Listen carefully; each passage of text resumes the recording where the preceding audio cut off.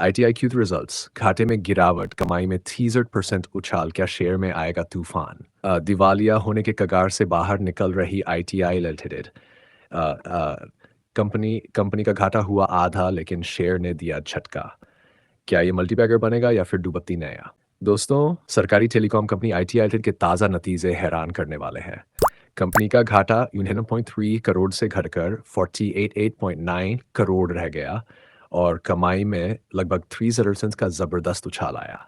लेकिन मज़ेदार बात यह है कि इतनी शानदार ग्रोथ के बावजूद शेयर बाजार ने इसे खास तवज्जो नहीं दी। अब सवाल यह है कि आखिर ITI की कमाई इतनी तेजी से कैसे बढ़ी? इसका जवाब छुपा है उन बड़े सरकारी प्रोजेक्ट्स में जिन पर ITI लिमिटेड तेजी से काम कर रही है। जैसे BSNL 4G रोल आउट, पूरे देश में BSNL की 4G सेवा लाने का project.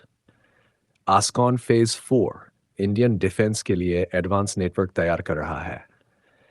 BharatNet and Mahanet projects देश के गांवों को इंटरनेट से जोड़ने का मिशन। इन प्रोजेक्ट से कंपनी को मोटा रेवेन्यू मिल रहा है, जिससे उसके नुकसान की भरपाई हो रही है। ITI लिमिटेड के लिए खुशखबरी यही नहीं रुकी। कंपनी ने हाल ही में 9 करोड़ का नया सरकारी ऑर्डर झटका है।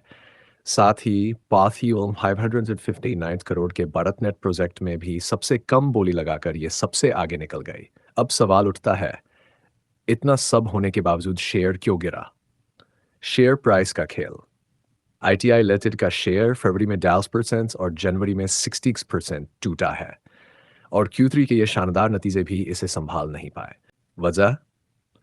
कमाई बढ़ी पर अभी भी घाटा जारी। रॉ मटेरियल की बढ़ती कीमतें कंपनी को नुकसान पहुंचा रही हैं। मार्केट को जल्द मुनाफे की उम्मीद थी, लेकिन वो पूरी नहीं हुई। अगर कंपनी को अपने नए सरकारी ऑर्डर्स से फायदा होता है और घाटा घटता है, तो ये स्टॉक लॉन्ग टर्म में चमक सकता है। लेकिन अगर ऑपरेशनल दिक्कतें बनी रहती हैं, तो ये शेयर मीडियम टर्म में दबाव में रह सकता है।